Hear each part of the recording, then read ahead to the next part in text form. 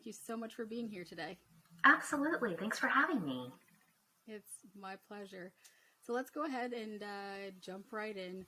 My first question is always, what was your journey into psychology? And so by that, I mean, first, how did you decide to become a psychologist? And once you decided you were going to be a psychologist, what was your journey to serving the population that you now specialize in serving?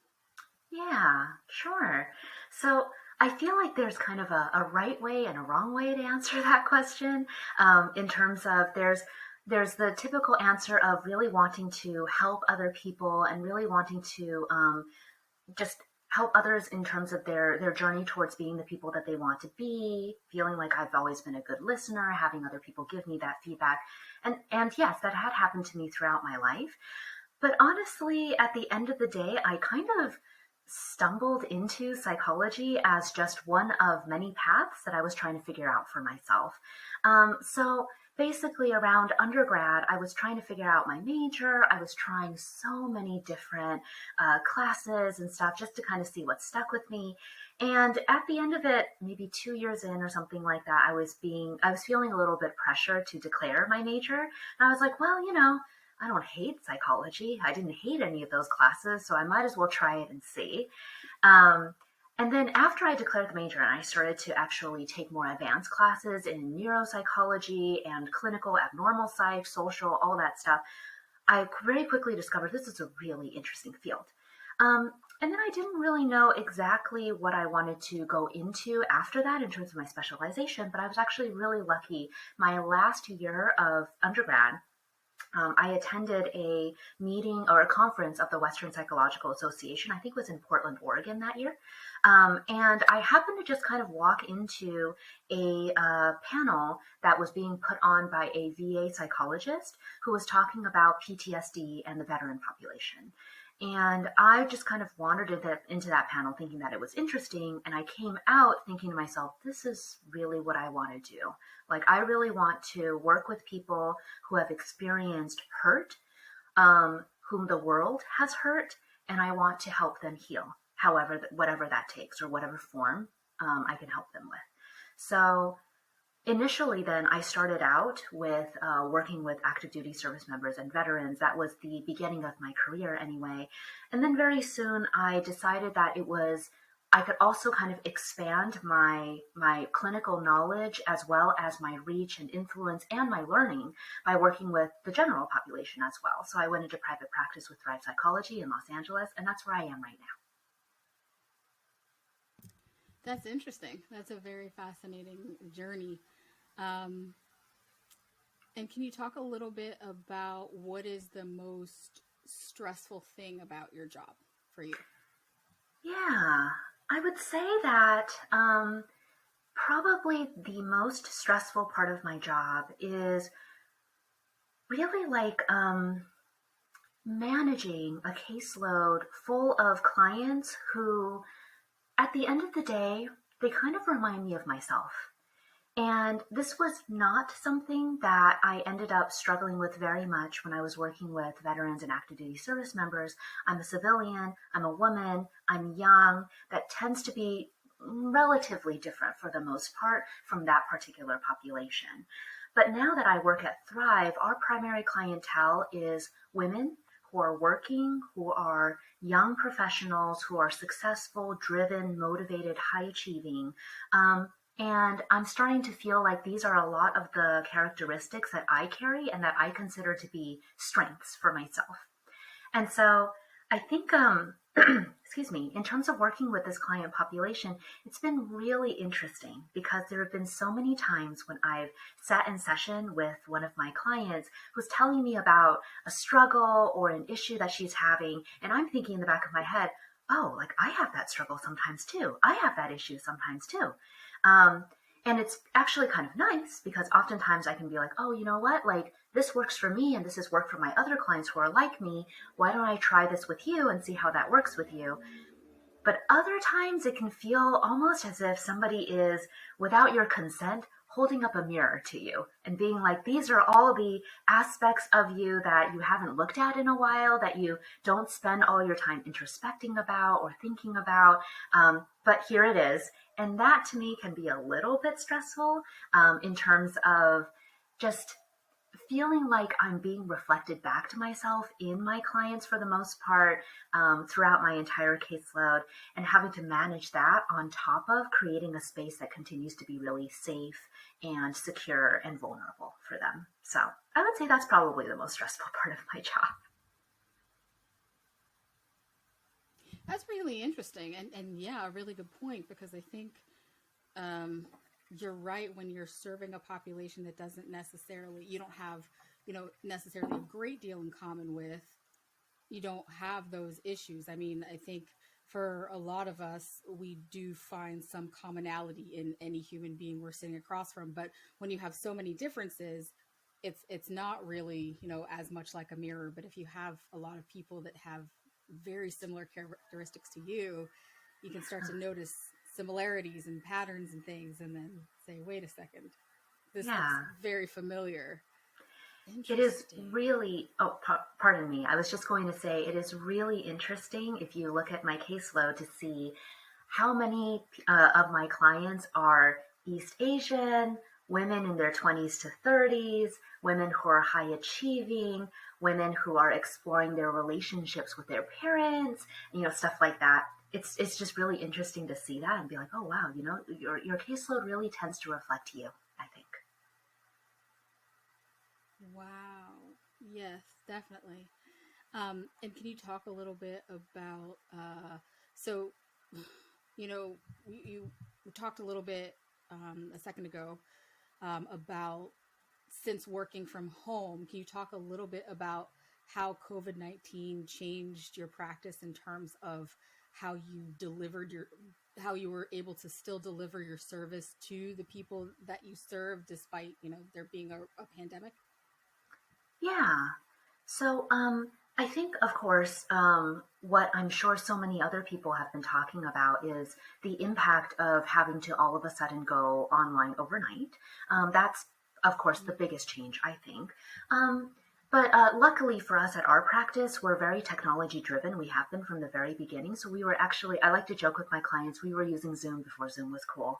And so we actually, in terms of making that transition, it was a very, very easy kind of overnight. I just emailed all my clients saying, we are going entirely online. Here's my Zoom link. See you there. And it was actually a really, really smooth transition, for which I'm really, really grateful.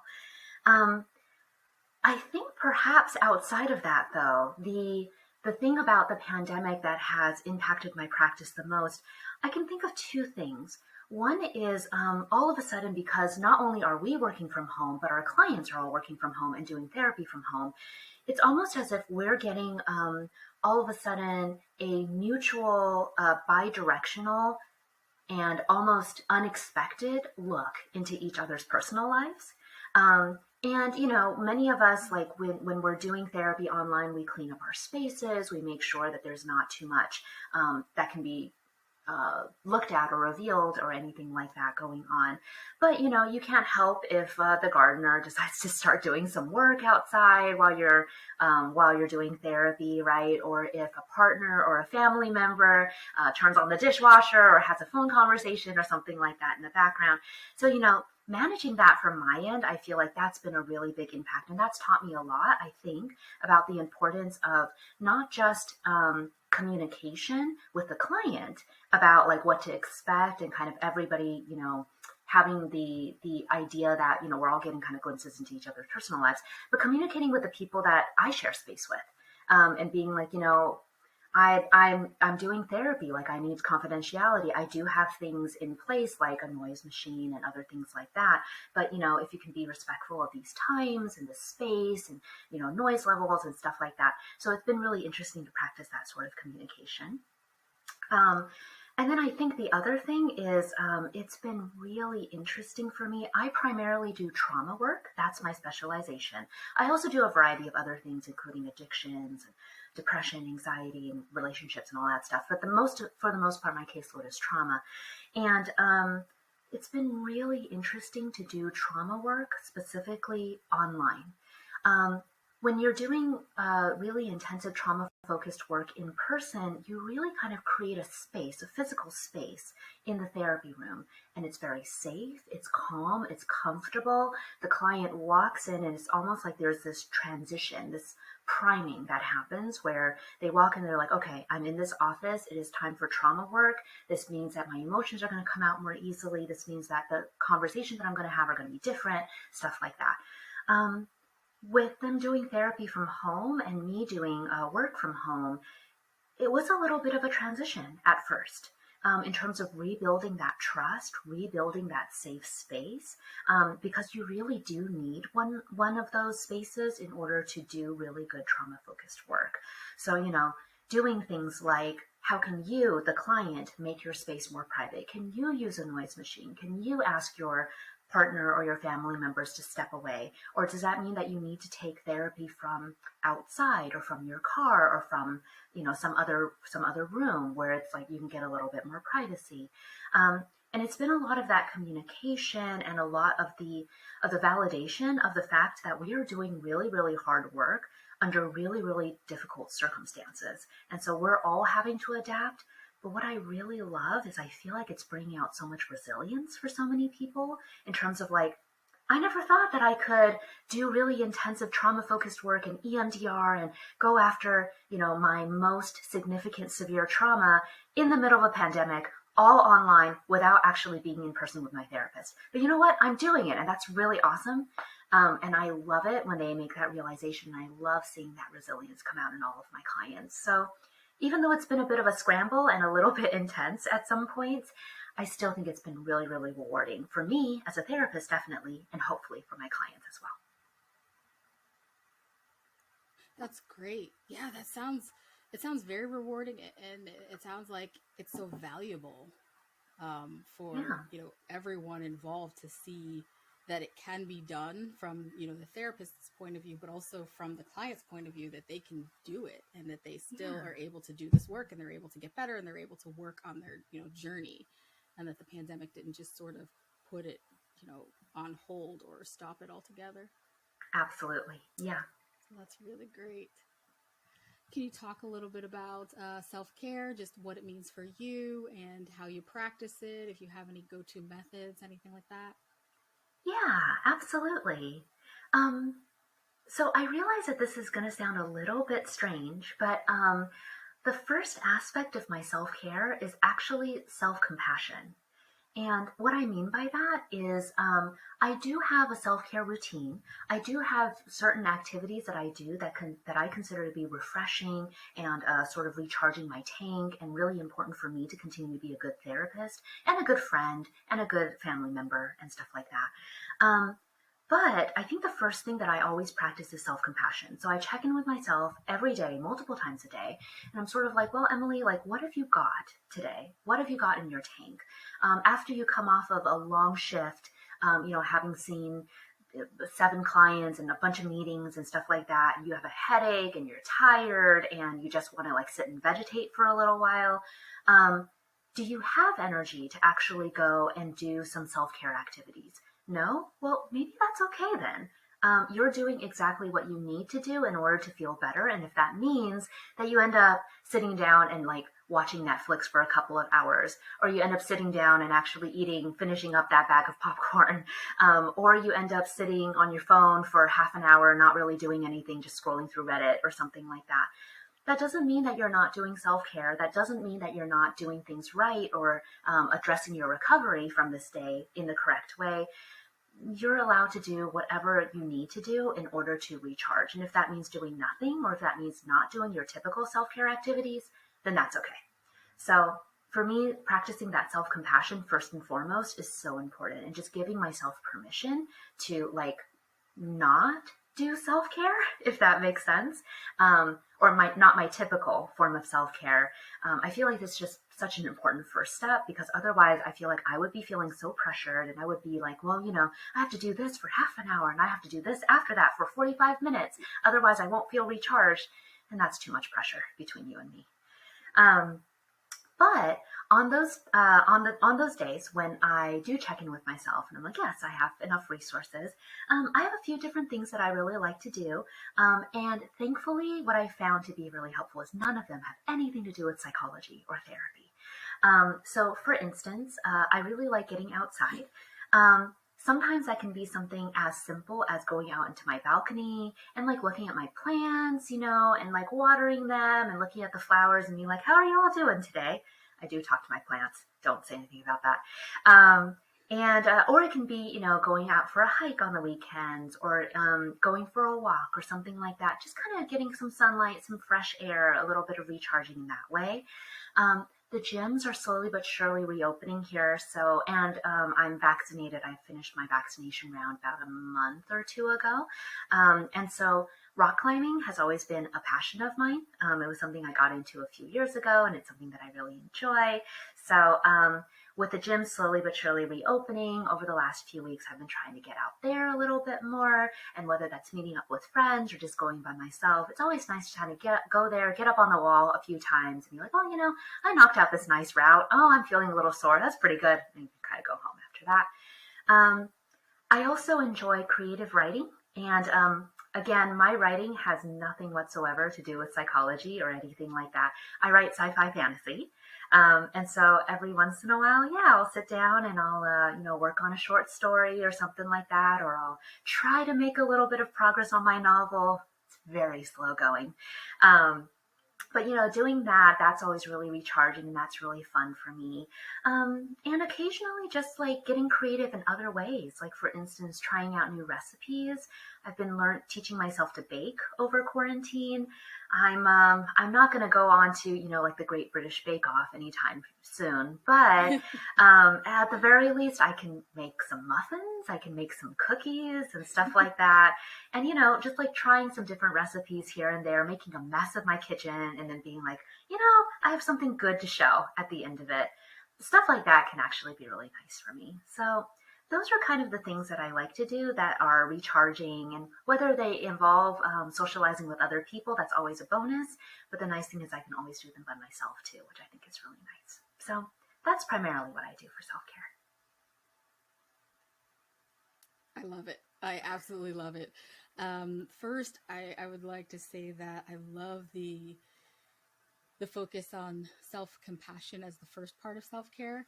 Yeah. I want to say that I do not in any way think that's strange. I think that's so important.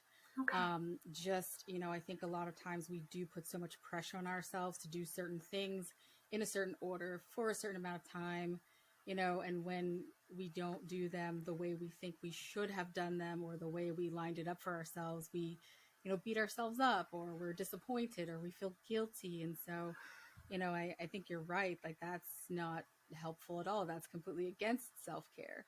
So that first level of self-compassion and deciding, do I have the energy right now to get up and do some activity, whatever it may be? Yeah. No, and that's okay. Mm-hmm. Yeah. So I love that. And then the rock climbing is really interesting. I haven't, I think when I was in high school, we had this like mini course in rock climbing, and it was super cool and I loved it. I was not any good at it by any stretch of the imagination, but it was a really cool way because your mind is, I love exercises that you are working your mind as well as your body. Oh, yes. I think those are really great to, Yeah. And I mean, can you talk a little bit about, oh, pardon me. Go ahead. Sorry. I think we have like a little bit of a delay. No, I was just going to ask if you could talk a little bit about how you got into rock climbing. Like, how is that? Yeah. Well, it was an interesting thing. It was basically, I was down in San Diego for a little while when I worked for the Navy down there. And I met a new friend there, and, we were just kind of hanging out and talking, and I don't remember if it was her or if it was me, but one of us was like, there's this, like, I've been driving by this rock climbing gym and like really interested in going, but a little bit shy about going on my own. And then we were kind of like, well, we've just met, like, we don't really know where this is going, but might as well go together, because like we're both new to it. And so we're like, okay, well, I'll meet you there, and maybe it's just a one-time thing, and like we'll just go and like see if it's something that we like. and we went and we loved it. And we actually discovered that we're really compatible with each other through rock climbing. That's how we discovered it, because we discovered that we have a lot of the same sense of humor. We motivate ourselves and each other in the same way. We cheerlead in the same way. We have a lot of the same interests. And so like we would be going up and down the walls, and like we would just be cheering each other on and being like, hey, what if you try that hold? Or what if you try this? And then over time, we just kind of, I think at the same time that we strengthened our friendship, we also just strengthened our interest in rock climbing. And so we remain really, really good friends to this day. And since then, like I've continued to, with the exception of the pandemic, because, the gym's closed for about a year. But before that and since, I try to go climbing a couple of times a week or something like that. And you're absolutely right. Like rock climbing can be really, I think that there's a myth that rock climbing is all about strength. But if that's the case, then you would be seeing like a lot of like super ripped, tough, muscular guys up on the walls all the time. And yet, like, I believe the world's top boulder and rock climber right now is like a 14 or 15-year-old Japanese American girl. And with regards to rock climbing, what I've learned is it really is more about technique than it is about strength. If you're climbing with strength all the time and you're trying to just haul yourself up purely by strength or muscles alone, you're going to burn yourself out really, really fast, and you are not going to climb any of the higher grades at all. But if you're more about technique and you're more about learning how your body works and moves and using that to your advantage and not doing powerful moves as much, but instead just kind of being very thoughtful, being very technical about how you climb, usually you can get to climbing really, really, really, really difficult routes over time in a relatively smooth way. And that's almost, of course you do need some strength, but you don't rely entirely on it. And I feel like that's one of the reasons why I also really like rock climbing is it is a lot of thinking. It is a lot of planning even before you get on the wall. And once you get on there, it's all about adaptation along the way. It's not about pure strength. So I really like it because of that. That's really awesome. It's really interesting too. That's cool. That's really cool. And in terms of, self-care, we're always talking about it. We're always talking about, trying to practice it. Are there any things that you find are consistently a challenge for you in terms of making sure that you're practicing consistent self-care? Yeah, I think probably the most, I can basically think of two things right now. One of the major challenges, I think, is sort of picking a routine and being able to stick to it. They're not just like the pandemic, but our very busy lives in general. I feel like they just tend to interfere with the self-care routine. And sometimes it just becomes so easy because of pressure from ourselves, pressure from our loved ones, pressure from society at large.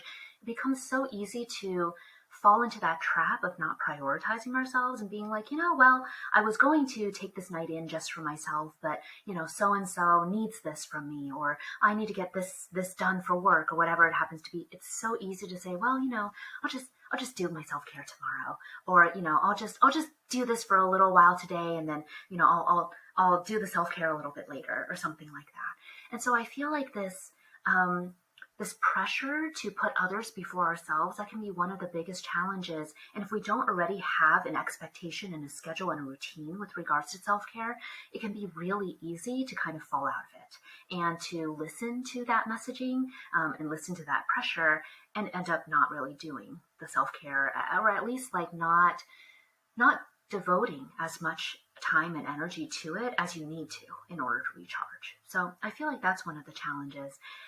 And then I think another challenge that is, I was about to say it's probably more unique to therapists, but now that I think about it, it's probably not even all that much. It's probably just a characteristic that a lot of people who just tend to be more empathic and have higher emotional intelligence, probably all of us deal with to some extent, no matter what our job is is this idea that, like, when you're a good listener, when you're an empath, when you have high emotional intelligence, when you're able to be sensitive and hold spaces for other people, like therapists do, but also like a lot of women do, like a lot of young people do, et cetera, you sort of inadvertently become the person that other people rely on in your life. And they'll come to you when they're having a hard time. They'll come to you to process emotions. They'll come to you to talk through things. And, we're helpers at the end of it. We have a hard time saying no to the concept of helping other people. And so I think sometimes even outside of, say, the therapy work that I do, I find myself taking care of other people, making space for other people, letting them process their emotions, bounce ideas off of me, stuff like that. And it's not that I don't like to do that, but I do recognize that the whole point of self-care is to help me decompress and recharge from doing that for 8 hours a day at my job. And so sometimes having to juggle some additional time and energy doing that for my friends, for my family, in my personal life, it can be a little bit of a challenge to my self-care because, I really want to help them. I love them. I care about them. I want to make that space. But at the same time, I have to figure out that balance between doing that and also keeping up with my own self-care, which I know is going to be good for me, for my clients, and also for my friends and family who want to continue to rely on me in this way. So sometimes that means that I do have to tell people, hey, I'm a little bit low on bandwidth. Can we talk about this later? Or can you talk at me instead of me, responding in any way? Or can you talk to another person or something like that? And I never liked doing that, but I have gotten better at that, especially during the pandemic when I am giving so much more of myself to my job. So I would say that those are some pretty big challenges. Absolutely. I would say those are very big challenges. And especially, as you mentioned, in light of the fact that we are, helpers. We do this because we want to help people. And so as helpers, a lot of times, I think that's such a good point that we do end up being the person that even our family and friends rely on to, whenever they need to talk about something or they want to bounce something off of you or say, is it just me? Listen to this situation and give me your advice or give me your feedback or whatever. And every little bit of that, even if it is just a small thing, it takes a little bit of your mental stores and your kind of emotional stores. And so it gets to be where you're 24/7, not just at work, but at home as well, giving advice. I can't even invoice them. Right. Goodness. You can't. Can't even charge per diem hours. You can't. They would not appreciate it, I don't think. No, they would not. Maybe you can get some insurance reimbursement. I don't know. Right. That's a really good points and definitely very challenging. Yeah, for sure. Can you talk a little bit about,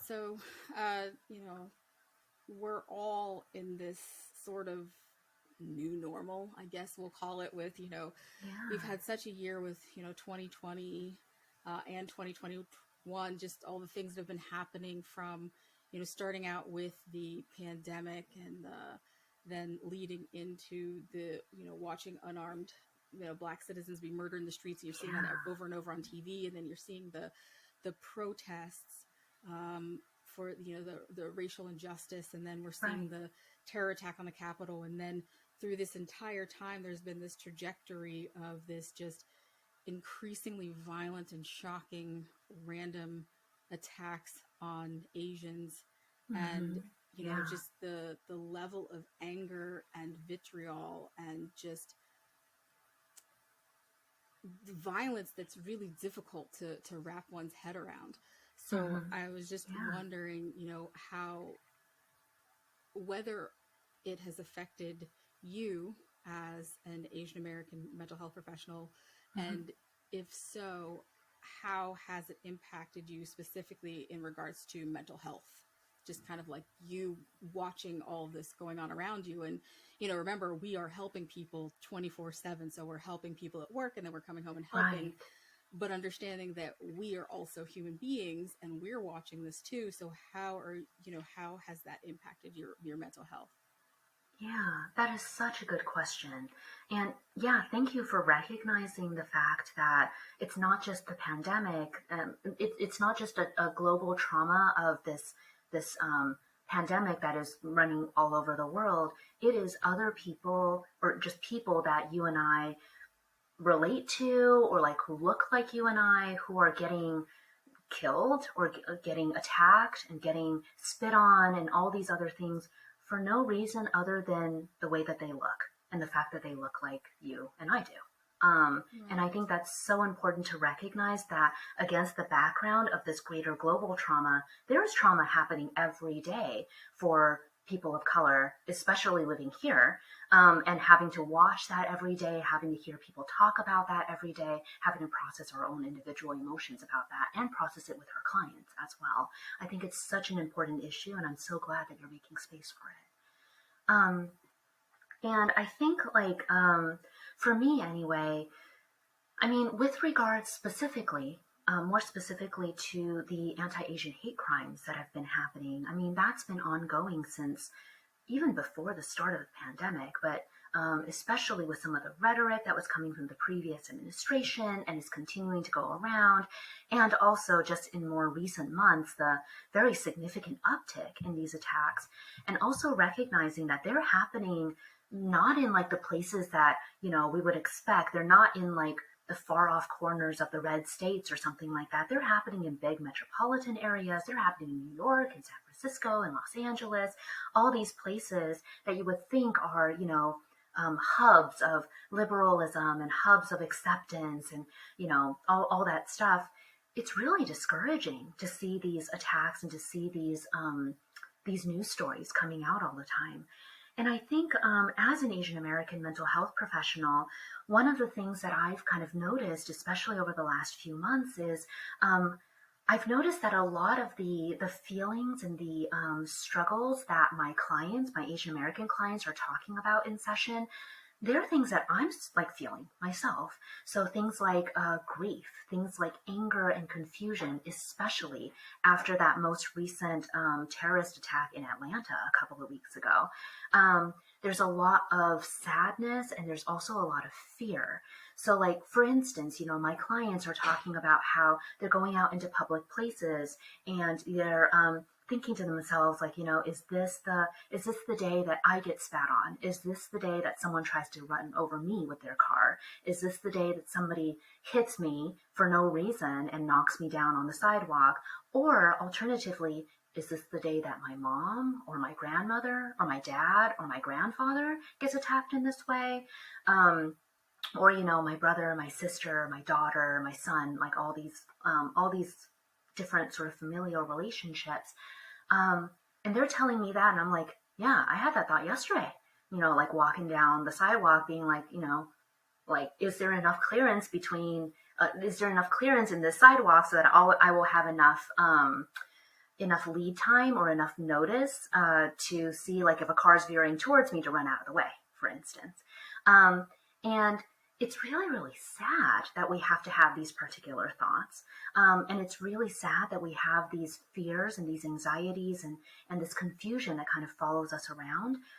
But I think that given the nature of the attacks and given kind of the unpredictability and, as you mentioned, the vitriol and the violence and the obvious, really, really discombobulating hate out there, I think, unfortunately, it's a feeling that's expected and it's a feeling that's normal.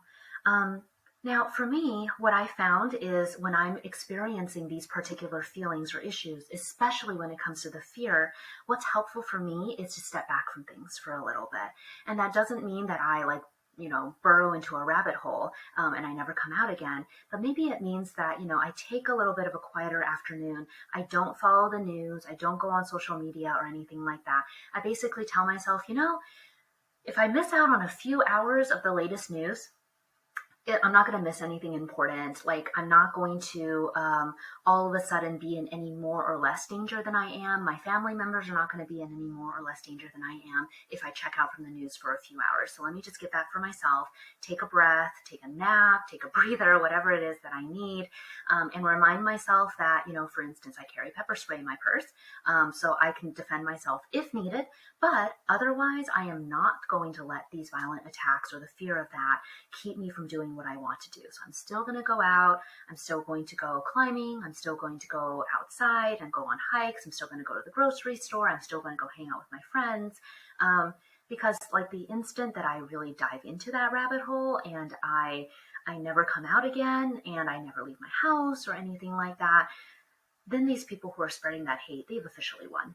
So I'm not going to do that. I'm not going to give them that satisfaction, shall we say. I'm going to be careful and I'm going to be street smart, but at the same time, I'm not going to lose, if that makes sense.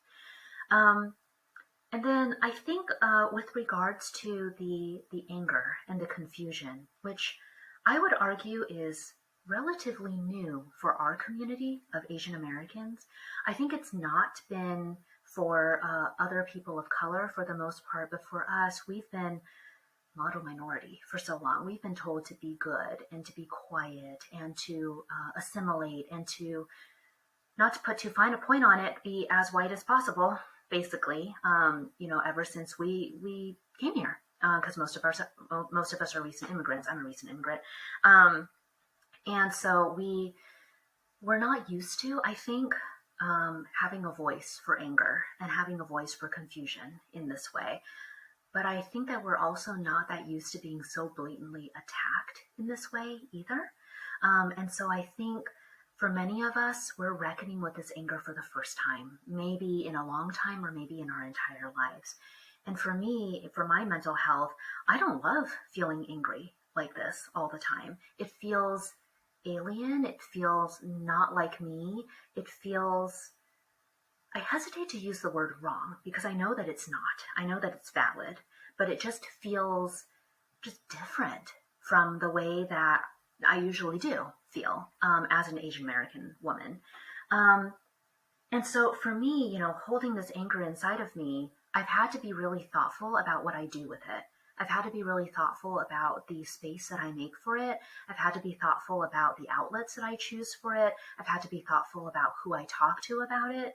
And what I found has been just the most helpful thing is being really picky about who I talk to about it. So for instance, I talk to it primarily with other therapist friends who are also Asian American, or I talk about it with very, very good close friends who are able to hear me and are able to hold space for me, and who I know will be able to reflect and validate some of that anger for me, which is probably all that I need.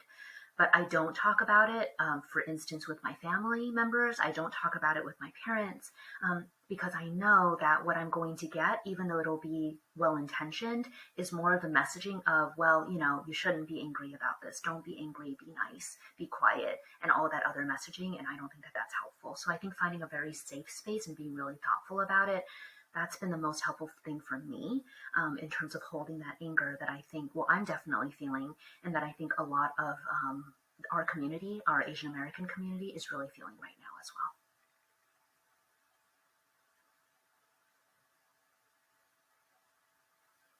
Wow, that's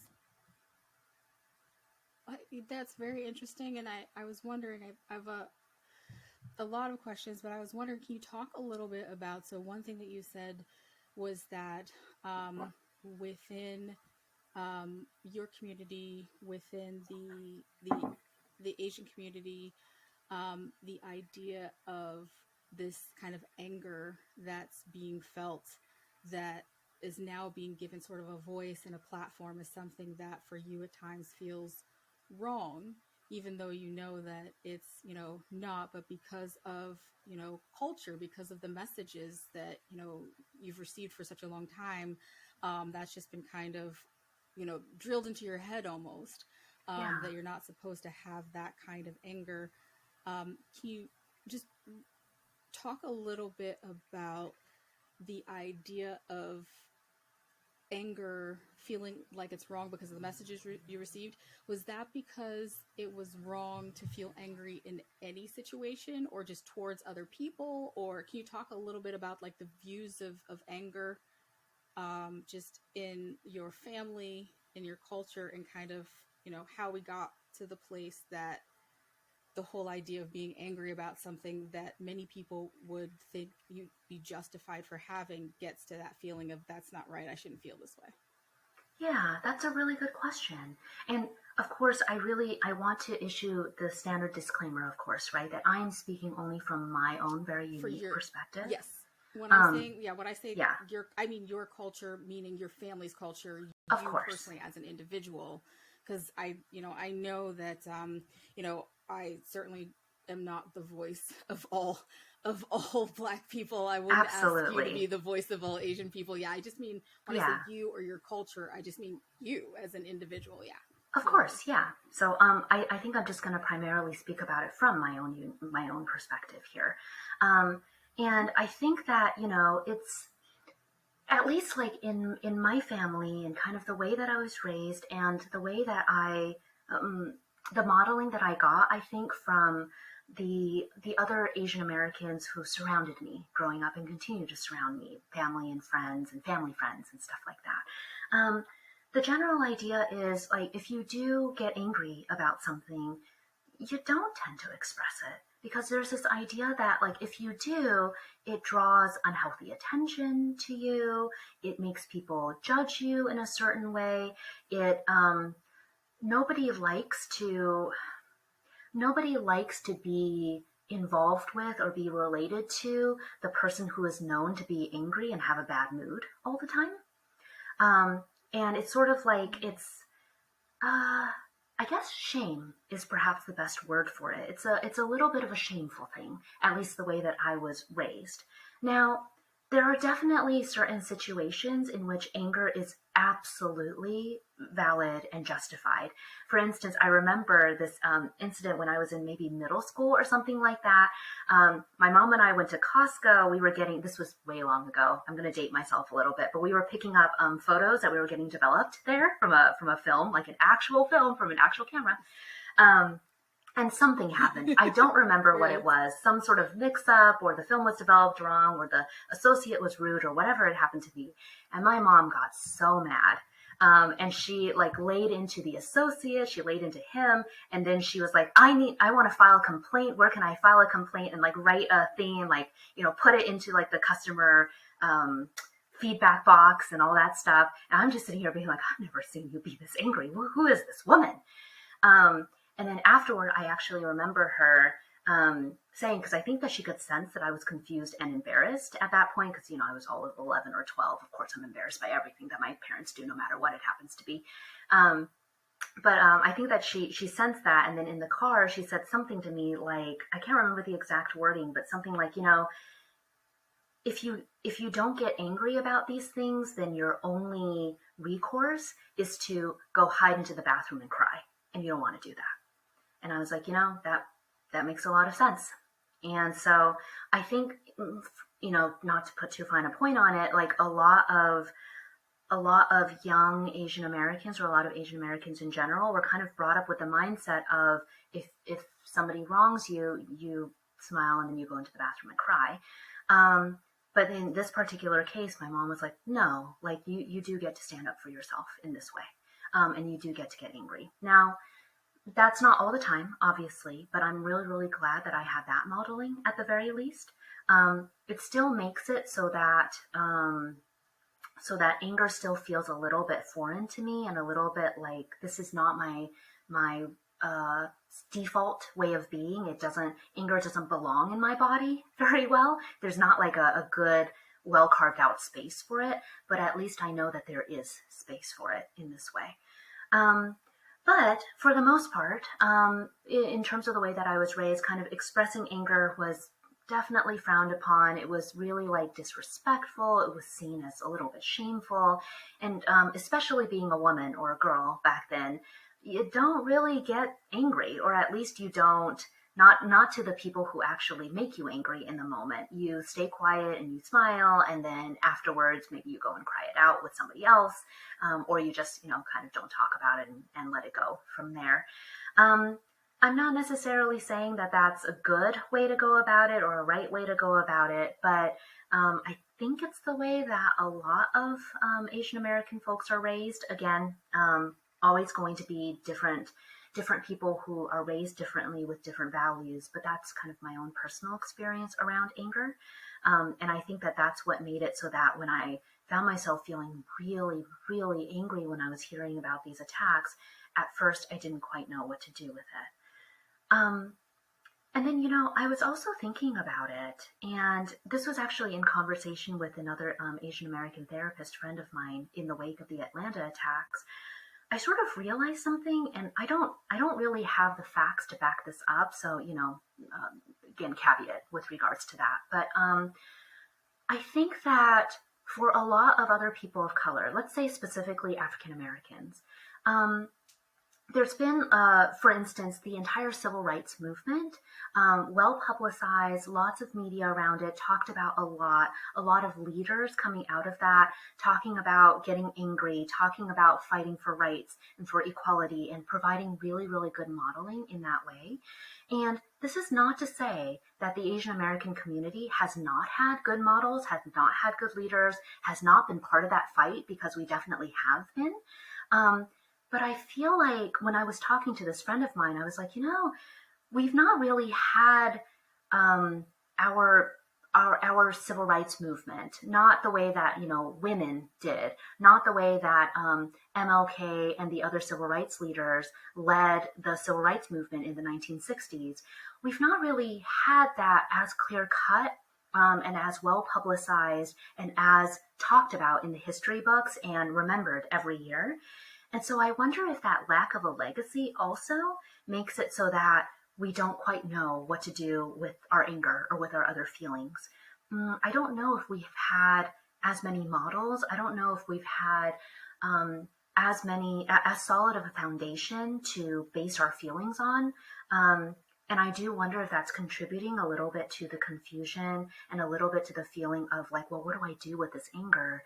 We haven't been taught very well, or we haven't practiced very well letting out that anger in the public eye. But I do actually wonder if we're on the cusp of it with regards to a movement for the Asian American community, especially in response to the really heinous violence that's been going on. So I guess we'll keep our eye out on that. Yeah, and I think those are really good points, because I think you're right in terms of, I think there's a lot that most Americans in general don't know about the United States treatment of Asian people in this country, in terms of the different, exclusions that were enacted, the different acts that basically, criminalized and penalized and otherized Asians in this country. And so I think that, and one of the things I wanted to ask you a little bit about is I think that whole, I think that there hasn't been that, movement, but I think it's part of sort of the white supremacist structure that's been in place the entire time this country, even before it was a country. But that idea that, part of it is people were able to just ignore the Asian Americans in this country and just the Asian population in general. And part of the reason they were able to is because of the model minority myth that was put in place by the white supremacists to say, well, look at this group. They're perfectly fine. They have absolutely no problems. And that's because they don't say anything. But that wasn't true. There's always been this kind of weird acceptance of racism against Asian people in this country and against, Asian Americans, no matter from where. And it's just something that nobody really bothered to look at or dissect or to talk about. And because no one was saying anything, because they were being told that you're not supposed to say anything, then it got to the point where we are now, which is it took all of this ugliness, just horribleness that happened. Yeah. And I still don't think that there was enough outrage like early enough, because this is not, this has Yeah. been escalating for a long time now. But I wanted to ask you a little bit about that, like your thoughts on the whole model minority myth, because I think it's really dangerous. I think Mhm. that it encourages oppressed people to stay silent, and I think it Yeah. also pits oppressed groups against one another, because Yes. there's this idea that there is, one group is making problems for the other group, and then there's this idea that one group is more worthy of empathy than another. And I think it Yeah. keeps our groups separate, and not just blacks or Asians, but I think it does that for Latinos. I think that it Hmm. does that for so many other minority groups. So can you just talk a little bit about just like that idea you mentioned, like we've been told to just sort of be quiet, the whole model minority myth, and kind of your thoughts on that? Yeah. I mean, you bring up such a good point with regards to how the model minority myth really is another manifestation of systemic white supremacy, because it sort of it gives the idea that that Asian Americans are successful and they are essentially like, I guess, what other people of color should strive to be. And then if you extrapolate from that, right, basically Asian Americans, we're being told to basically strive to be white. And so if you extrapolate from that, then that means, right, the whole white supremacist thing of, well, I guess all people of color should just strive to be white, essentially. Like that's extremely problematic thinking just right off the bat. Um, but I think when it comes to the model minority myth specifically, I think you're absolutely right. It does make it so that it's really easy to not have empathy for each other when we are, for instance, different groups of people of color. And I think like it makes it so that at the end of the day, and I've used this analogy in therapy and with friends and family too, it's like basically like the white people, the dominant group, they're kind of eating the whole cake, and then we're just being expected to scramble for crumbs and fight each other for the crumbs, instead of being like, wait, but why don't all of us take an equal slice of the cake? Um, and it's rather problematic for a lot of reasons. But I think, yeah, with regards to the model minority myth, I think this idea that there is even a model to start with. There is even like a best to work towards. I already think that that's extremely problematic, because that implies already that there are certain types or of people, characteristics of people, groups of people. There's a certain status or class, perhaps, that if you reach it, you are better than other people. And that's already extremely problematic thinking. And then if you get Asian Americans to drink that Kool-Aid and they're like, well, as long as I am higher class and better than those people, then, I will never have to suffer that sort of racism. And you know what? Yeah, I do get all these microaggressions, and I do get all this exotic, exoticization and sexualization and stereotypes and all those other things. But that's the tax that I pay for this success. That is the tax that I pay for, being able to work alongside these white people and be accepted into predominantly white spaces and stuff like that. But at least I'm not like those people. And then for other marginalized groups, then it creates this narrative of like, well, basically the Asian Americans, they're just pandering to the whites, and like they're never going to be our allies, and it basically creates this Olympics of marginalization, I suppose, as opposed to thinking about the fact that white supremacy and systemic racism negatively impacts all of us, including white people.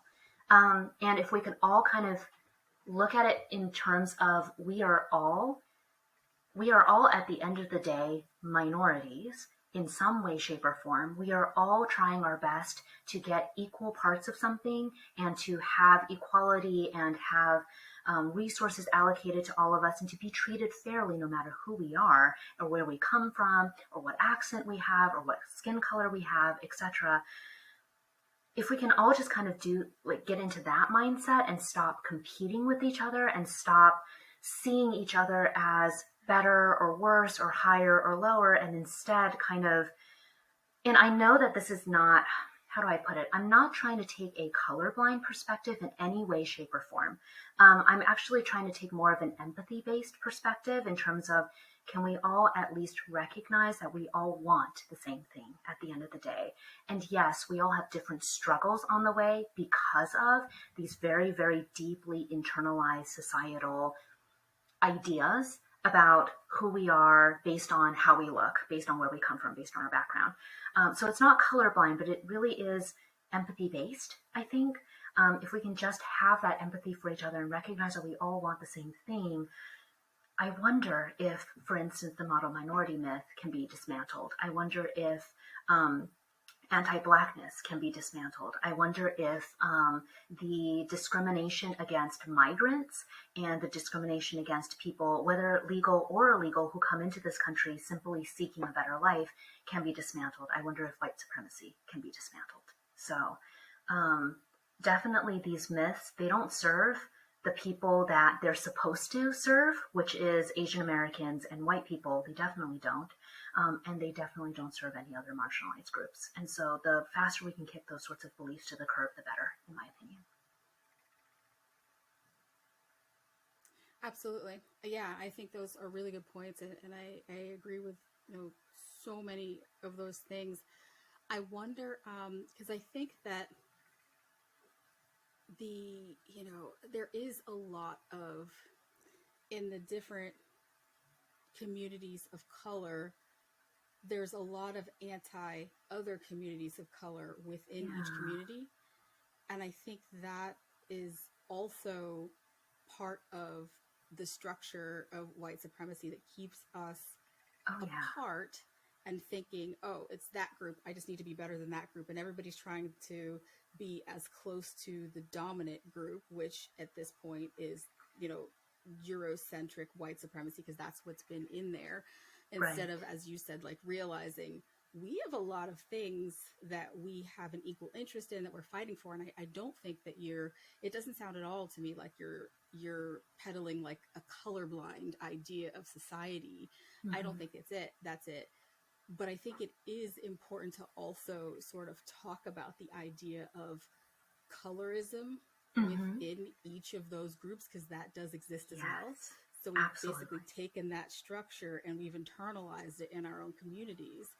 And I think that's something to talk about, as well. Like, okay, we're saying like, this is wrong. We want, equality, we want to be in, but looking at within each of our communities, like how that sort of colorism takes shape and how, that sort of followed and how that is in any way linked to the sort of the anti-other groups of color, and how that, is part of why, we're clashing and not necessarily, banding together to say like, we need to bring down this entire structure.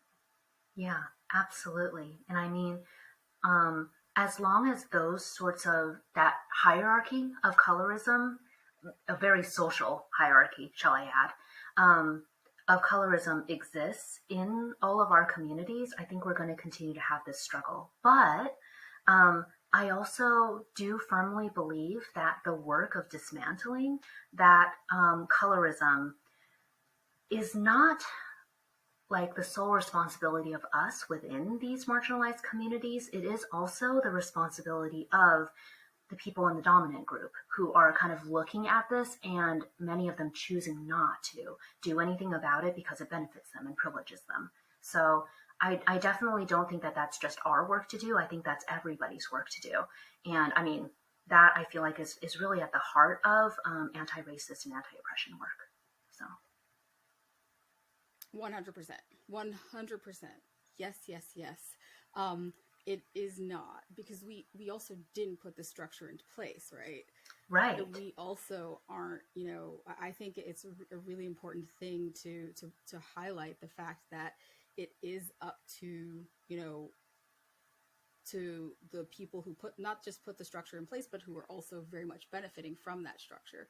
And Mhm. for the more people who are in the majority who just stay silent and just say, I didn't do this, this is not my Mhm. problem. Well, it is, because you benefit Mhm. from it, and you need to understand that this is actually a thing. It's not something that a bunch of us have just gotten together to make up because we've got nothing better to do.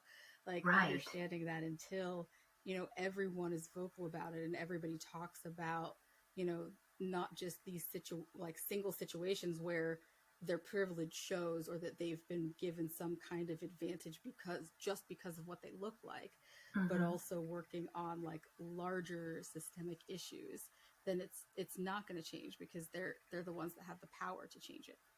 Right. Yeah. And I mean, one of the, I feel like one of the simultaneously frustrating and encouraging things that I've observed about this is at the end of the day, it actually isn't, at least from what I can tell, it actually isn't all that hard if you're in the dominant group to make some of these changes, to invite more people of color or marginalized folks into your spaces, to make policy changes that are more inclusive, and other things like that. And so like it's frustrating because on the one hand I'm like, if it's actually not that hard, so why don't you just do it? But then on the other hand, I feel like it's kind of encouraging because all it takes then is more and more white folks or dominant folks kind of getting smart to this and understanding that um, like understanding that bringing other folks into that space does not harm them, does not threaten what they have. It's just about elevating all of us. As more and more people kind of understand that, I think it's just going to be more and more people making those steps because they're not actually that hard. And hopefully that means that as a society, we are going to progress eventually towards more inclusion, more equality, and just kind of more opportunities for everybody. Absolutely. Yeah, that would be a great direction to move into. And you're right. It's not difficult to implement these changes. I think that part of it, it's very interesting to me, um, that it isn't difficult, and you do have some people who are on the surface saying, we stand with whatever group, insert group here, but they say that on social media, they say that on their advertisements, they say that on the commercials. But when you look at the people who are pulling the strings, the powers that be, the people in the boardroom, the people who have the power to make the changes, they don't look in any way diverse. Yeah. Sometimes they, make up these diversion and inclusion and equality committees, and they ask one or two people to come in, but they really want them to just shut up. I mean, you listen. You got a seat at the table. We don't Mm-hmm. want you to say anything. You're here. You should be happy to be here. And so Mm-hmm. they, there's this kind of, you know, refusing to let go kind of thing, and Yeah. just saying, listen, look at all of this. But they're not really interested in making the actual changes. And I understand that it's in order to like break down the entire system, there is part of that there is a lot of work. But Sure. the inclusion part of it, and getting other voices, and Yeah. making the company, making the structure, whatever, even better, even stronger, Mhm. is worth the bit of work that it's actually going to take. I think so. Absolutely. Um, and it's interesting what you bring up about say boards and stuff like that because at the end of the day, yes, I think a lot of change can come about from a lot of people doing like one small thing, but also like the power to do this change and to become more inclusive and to really kind of send these ripple effects kind of out in society. It's really in the hands of just a few people at the top, I think, anyway, kind of changing their minds and like really using their power and influence for good in this way. So, um, at the end of the day, I think that if we can get more and more people kind of on board with this and understanding this aspect of anti-oppression work and anti-white supremacy work, I think if we can get even just a few of the people at the very top to also understand where we're coming from, I think that brings a lot of hope into where we can go as a society. It does, absolutely. Yeah, and hopefully, this time, this what we've seen, and just sort of the absolute, ugliness will, kind of motivate change for people Yeah. who are watching this and kind of seeing like this isn't right. Like none of this is right. Mm-hmm. Um, so yeah, hopefully, people will kind of see. And I think it's also difficult because you tell me you do work with trauma all the time. I think Yeah. it's also difficult just for everybody to see day after day, week after week, some sort of tragedy where someone is, walking in like he did in Atlanta and just murdering a bunch of people. And, Mm-hmm. just so many people are losing their lives. I think that there's some aspect of that people are just sort of not necessarily numb to it, but it's happened Mm-hmm. so much and so often that people may start to kind of try to detach themselves or say that's not my problem. I can't think of this right now. I can't deal with this Yeah. right now. I've got all these other things. So finding a way to make everybody understand that everybody has a vested interest in all of this. Right. I Yeah. don't know. Yeah. I mean, yeah, you're absolutely right. It is so easy to get desensitized. I mean, just think about the way that so many of us, I imagine, feel with regards to mass shootings in general in the United States. I mean, how many Sandy Hooks and how many Marjorie Stoneman Douglases do we need in order to bring about some good change with regards to gun laws and stuff like that? But like you also hear just so much rhetoric out there now in terms of like, oh well, guess there was another one. Oh, guess 10 more kids died or whatever it happens to be.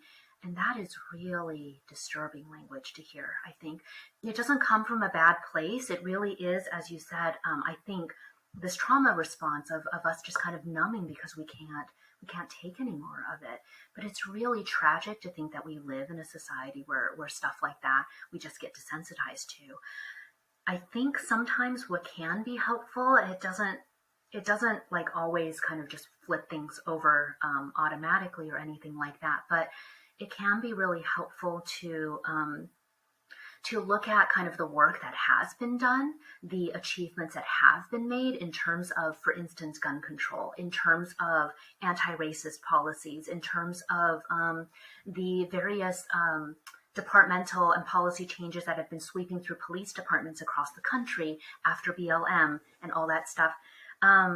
I think that sometimes kind of reconnecting with the work, the good work that has been done and the activism that is still going on can kind of recharge your energy and help with a little bit of that numbing in terms of, yes, people are hurting. Yes, this has been happening for so long, but there is change coming as a result of this hurt. Change has already happened. Sometimes that can be a little bit helpful in terms of re-injecting some energy and inspiration into working to continue to fight the good fight in this particular case.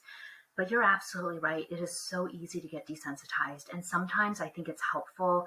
All you can do really is kind of step back, take a couple of breaths, do some self-care, practice some self-compassion, recognize where you're at, and give yourself enough time and space to recharge so you can go back into that fight. And that's okay. Taking some time out as you need to is not giving up. It's not surrender. It is not letting the bad guys win in this particular case. It is taking care of yourself so you can go back into it as strong as possible.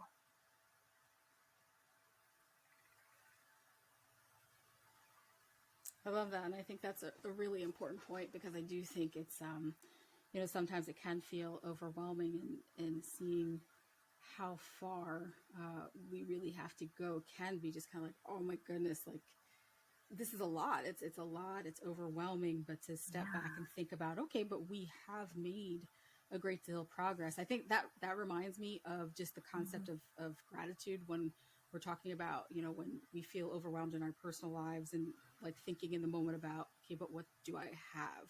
Right. what do I have to be grateful for right now, and how that Yes. helps to, replenish your stores, elevate your mood, and make you feel like you can keep going. So I love that concept. Yeah. Yeah.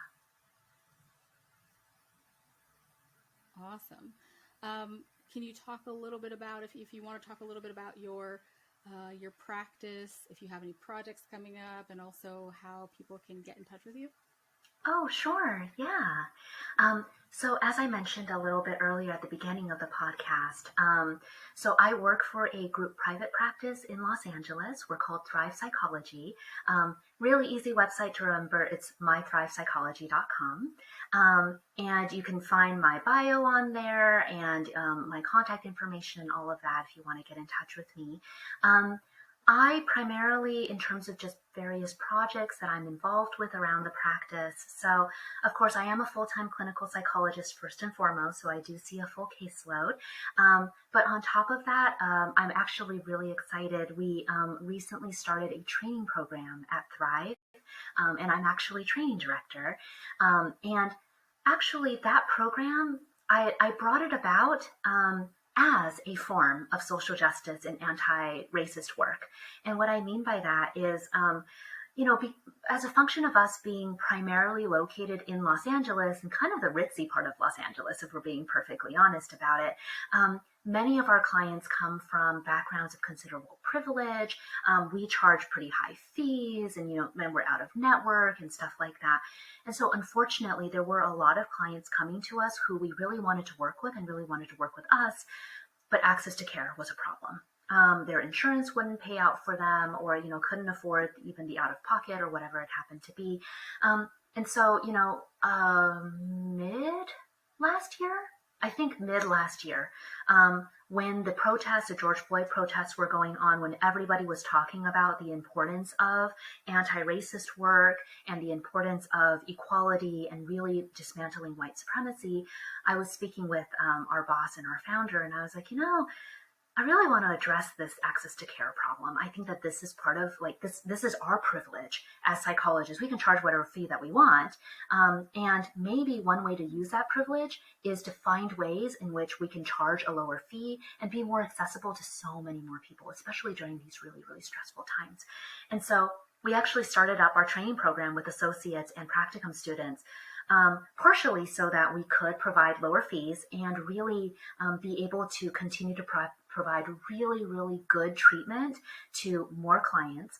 But in addition to that, I also started that program because I really wanted to make sure that we're training the next generation of psychologists from a really strong social justice and anti-oppression framework.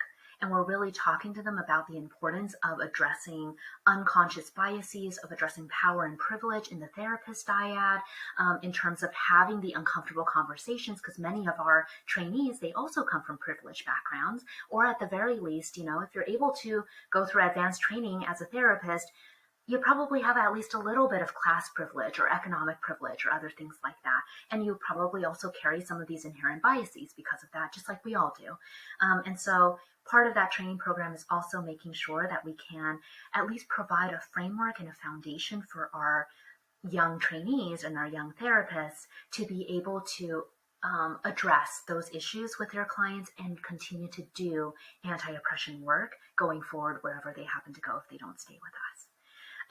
So that's a really exciting project that has already started up, and I'm really proud to be a part of. And then we've not announced this officially as of yet, but I think I'm allowed to at least say that it's in the works. We are starting a fairly big and exciting justice initiative through Thrive. And that's going to be talking about social justice and economic justice and environmental justice. And so, for instance, we are looking into starting a nonprofit arm for our practice where it's funded entirely by donations from ourselves, from clients if they want to, from the general public.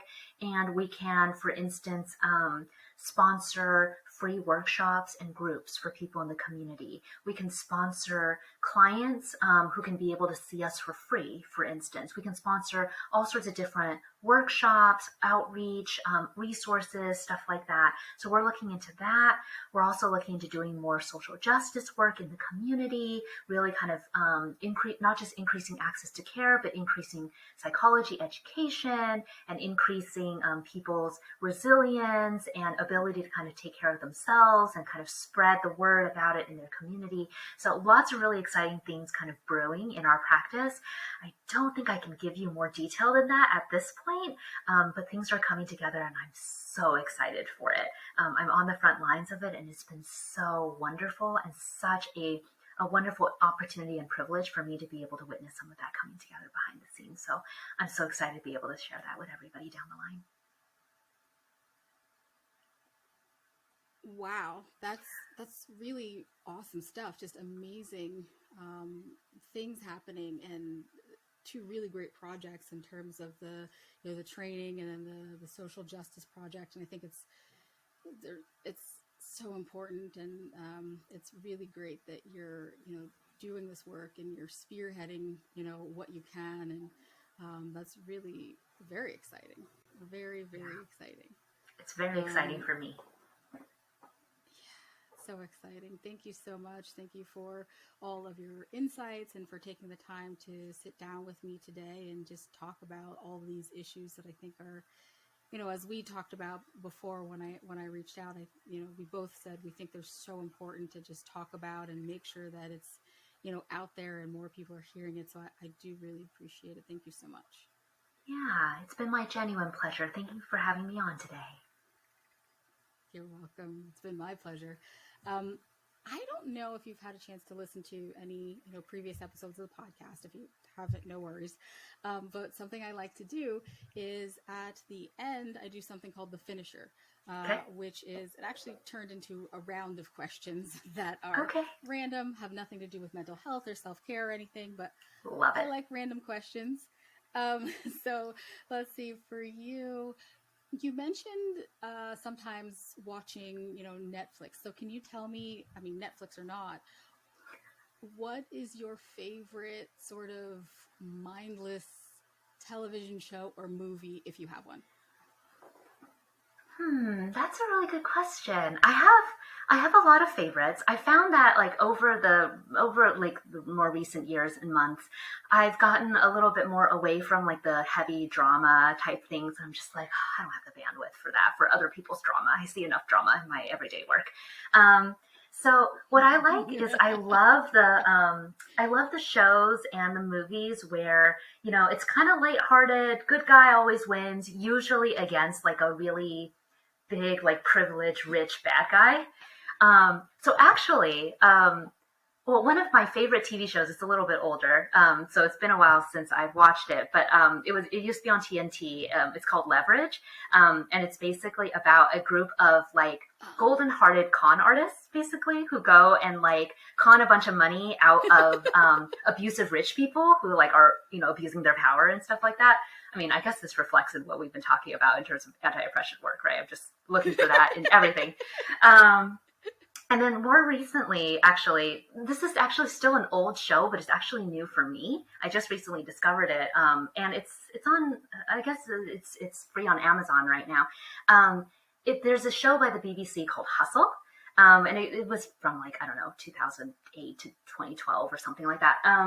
And basically, it's the same idea as Leverage, and it's like a group of con artists and stuff like that, but like they're in London and they're like, going after like all these like rich people who are basically like huge douchebags. And they're like, doing all these elaborate cons. And of course they always win in the end, right? Because they always get the money and like the bad guy takes the fall and all that stuff. So I don't know. There's just something about that has been resonating with me recently. And I'm just like, I just want to go see some really, really rich, terrible people take a really hard fall. So that's what I've been looking at recently.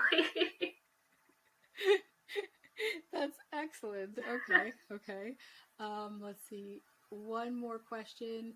Yeah. What are the top 3 destinations on your travel bucket list? So this is going to sound really vanilla because I'm the type of person, maybe I'm going to throw some validation out to your listeners right now. I feel like there's so many people out there, or there's so much messaging out there right now of like, well, everybody should travel and everybody should be getting all of these new experiences in all these far off, far away countries. And if you don't do that, somehow you're not living life or whatever. And I'm here being like, I'm a homebody. I've never really been bitten by the travel bug, and there's nothing at all wrong with that. If you want to be comfortable and you want to be happy with your life, like go for it. You don't need to like chase the horizon in order to do that. So, but, so the list is going to be vanilla, but I really want to go to Canada. I've been like a couple of times, but I really want to go to the further north forested part of Canada, where you can really, if you're lucky, you can see the northern lights. So I really want to do that, maybe camp out overnight in one of those like cool resort type places where like you have like, I don't know, like an igloo or something like that. And you can go and see the Aurora Borealis. I feel like that would be really, really cool. I also would like at some point in my life to be able to visit Scotland. Because I hear that it's absolutely beautiful. It's quiet. I can imagine taking, a couple of weeks to like a couple of months with like a small retreat, like a small Airbnb or something like that to write and really try to finish this damn novel. So that's another place that I like to go. And I really like to go to Japan at some point. I think that I probably couldn't stay there for very long simply because I think hopping from island to island and, stuff like that would be a little bit tiring. But I think that the culture there is really, really cool. Like it's been like the culture there is so ancient. They have so many different things to explore. And because it's kind of like Hawaii, I think like every island has a bit of a different ecosystem and stuff. There's so much to discover. So I think that going to Japan would be really fun. So I think those are my top 3, at least right now. Vanilla, but what can you say?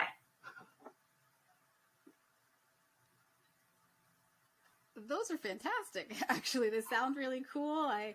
Yeah, they sound like very cool places to go and to explore. And I don't think that's vanilla at all. I think any anywhere outside of your front door can be an exploration. Is an exploration because you can discover new things every day and see new people. And I think it's awesome. That's fair. Yeah. So thank you again, Dr. Emily Hu, for being on the show. It's been a pleasure to speak with you. Thank you. Absolutely. Thank you for having me on and making this space. I really appreciate it. It's my pleasure. Take care.